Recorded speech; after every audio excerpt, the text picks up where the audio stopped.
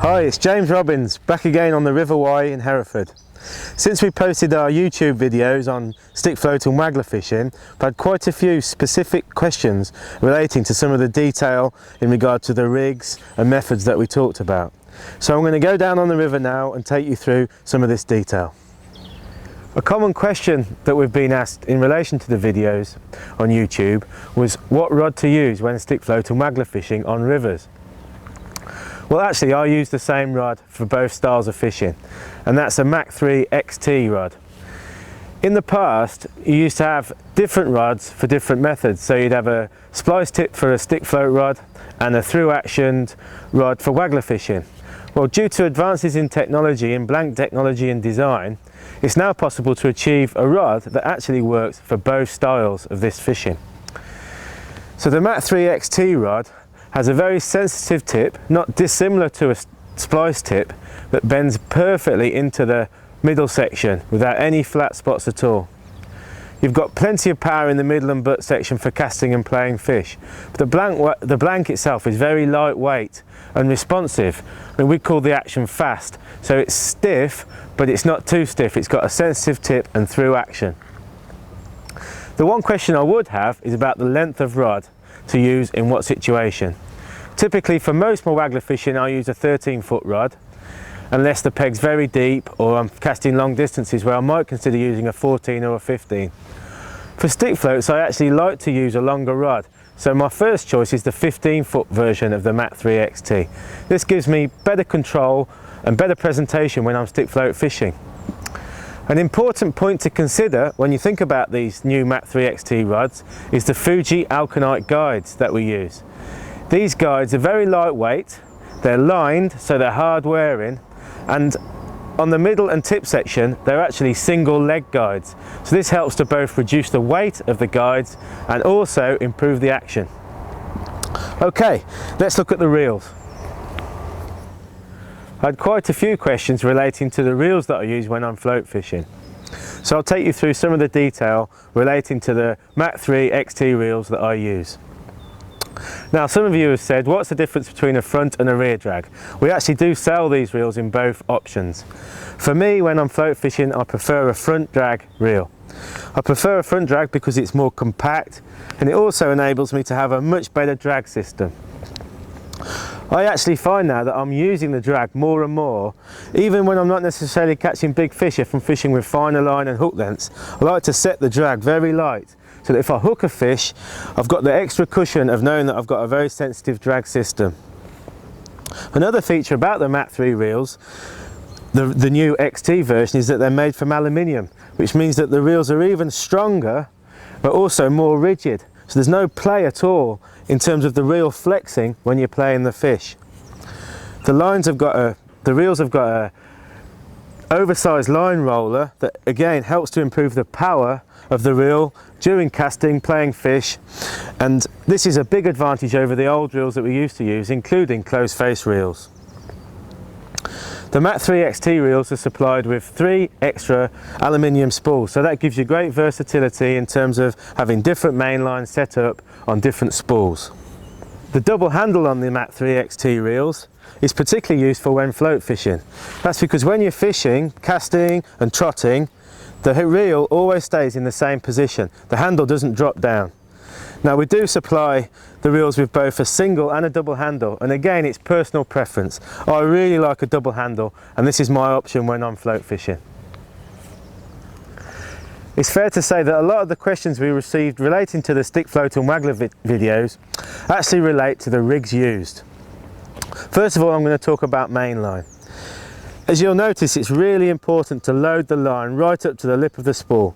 You don't want to overfill it, but if you underfill it, you'll not be able to cast properly with the light floats often used, and also you'll hamper presentation as you're trying to trot the float down the river. I actually favour using Berkeley's XWR line. That's a floating line. It's a high-tech line, so it's a low diameter with a fair amount of stretch, but it's very light and it floats beautifully. Again, this helps presentation as you can control the float much easier. So I like to use a light high-tech line like this, but one thing I will do is use some muslin, which is a grease, and I actually will apply that about 2 feet above the line to make that section float even better. So that's a really key tip, muslin. Now moving on to the rigs, let's look at the stick float first. Some people have noticed that I use a lot of shot. So I've actually got on a 8 number 4 stick float here, I've actually got 20 number 8s and 2 number 10s. Now some people ask, why don't you just use 2 or 3 bigger shot?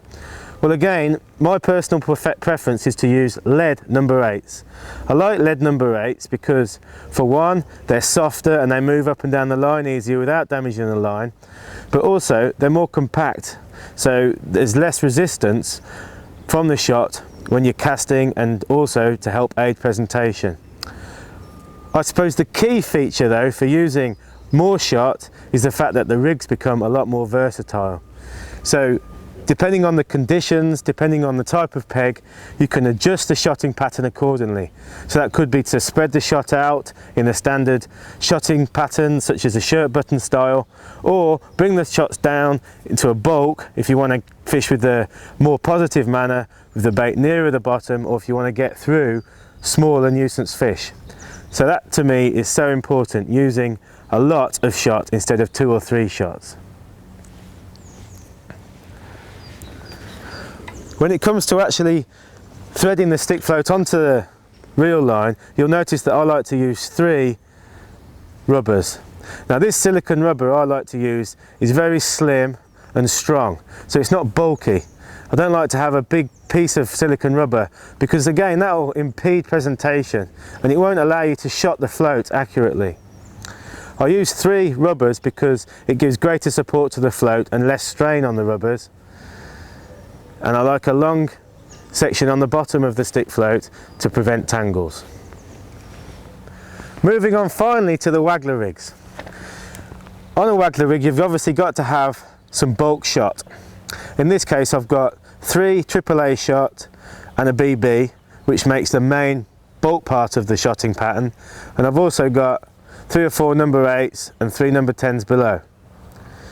Now, one important fact to consider is that you've got to use non-toxic shot on anything over number 8. So in this case I'm using these very good non-toxic shot called Cushion Shot from Dinsmore. But I still have to emphasise that you don't want to be sliding these shots up and down the line too much. So when I actually change depth or move the bulk shot, I always take them off the line with my fingernail and then reapply them wherever I need to. If you're constantly moving the shot around, you've got a big danger of damaging the line. So as you can see, as with the stick float, I like to have several smaller shot to allow me to achieve different types of presentation. So if I wanted to fish shallow with the waggler, I could just have 1 or 2 number 10s down the line. But when I wanted to go deeper and fish in a more positive manner, I'd then bring the number 8s into play. You'll notice that on all my waggler rigs I use a quick change float adapter, so I can quick change the float from an insert to a thick waggler without having to break the complete shotting pattern down. And one final tip that I'd like to show you that's really neat is whenever I set my floats up, I always set up the float with all the shot that I'm going to be using, so that I can dot the float right down in the margins. If I was to take the number 10 shot off there, it would give me a little bit more visibility to the float if I wanted to fish out. But for absolute maximum presentation and sensitivity, that's the best way to load the float correctly. Okay, I hope that's answered most of your questions. I've added some rig diagrams to the end of the video that should help to explain the various shotting patterns that I tend to use when I'm waggler and stick float fishing. Please don't hesitate to drop me an email if you've got any questions in addition, and also have a look at our website to look at some of the products that I've talked about in more detail. I'm desperate to get fishing, so good luck and I hope you enjoyed the video.